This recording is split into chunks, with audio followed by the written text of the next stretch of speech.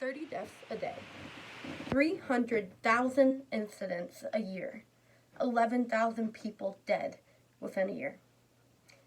What is all this destruction caused from? Drinking and driving. Hi, my name's Gwen, and today I'm going to be talking to you about drinking and driving.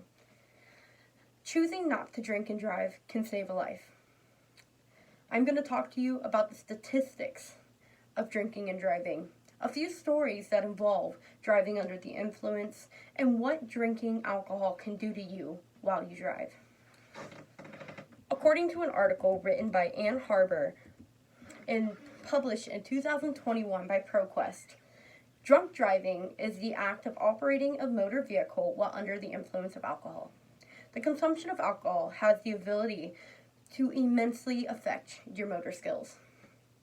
According to a chart published by ProQuest in 2011 by Ann Harbour, at its 0.02 blood alcohol content, or BAC, your ability to track moving objects and perform two tasks at once immensely diminishes.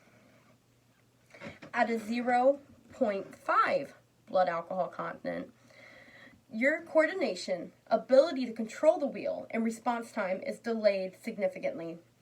At a 0.08 blood alcohol content, which is the legal limit, you suffer loss of concentration, short-term memory loss, difficulty controlling speed and processing information.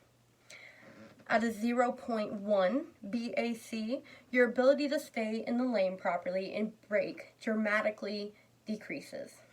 Finally, at a 0.15 BAC, your ability to see and hear is immensely affected. As you see from the information I presented to you, the higher your BAC, the more difficult it is to control a motor vehicle.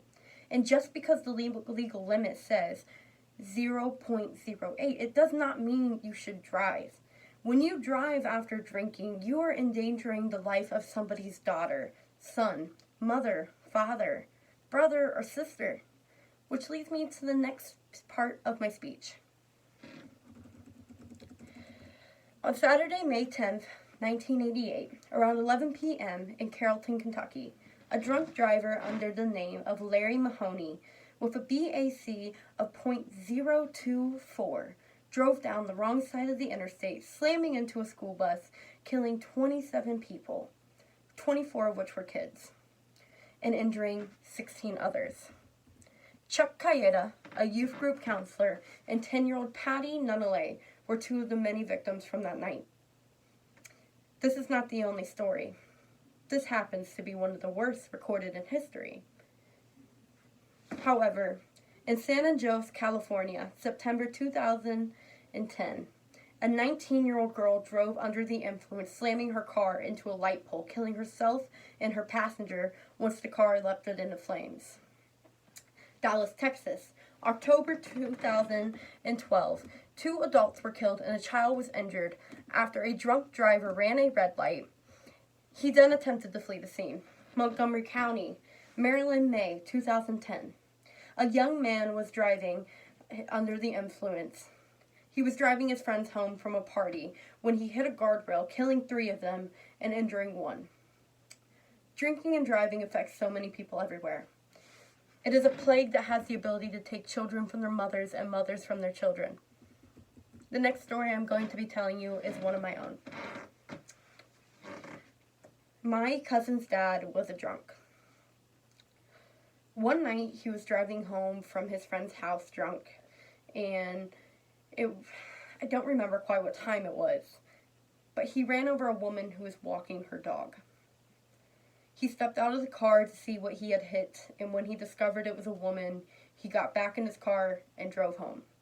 The next morning, she was discovered dead. It was later revealed that if he had called 911, she could have very well still been alive today.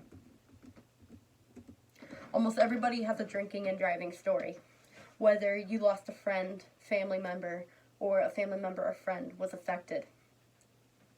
I could tell you thousands of stories involving drinking and driving, but the main point of them all is that if somebody wouldn't have drank and chose to get behind the wheel, somebody would still be alive today.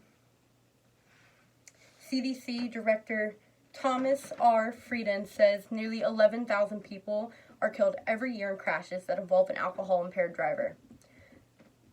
Most crashes are caused by people between the age range of 18 through 20, 25 through 30, and 55 years or older.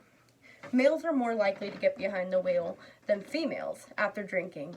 85% of all drinking and driving incidents were reported by people who participate in binge drinking. After about 7 beers, your blood alcohol content is around approximately 0.215. After about 5 beers, your blood alcohol content is around 110. Yes.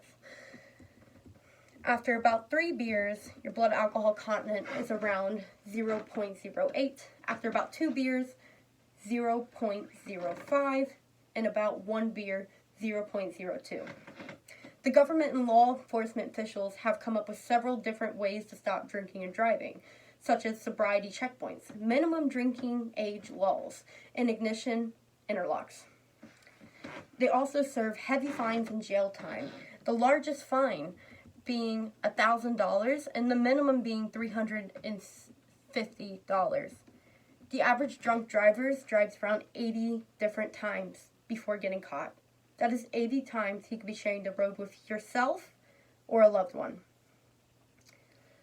In conclusion, I've told you all about how alcohol affects your ability to drive. A few stories about drinking and driving, and the statistical information revolving around drinking and driving. Choosing not to drink and drive can save a life. Thank you for listening.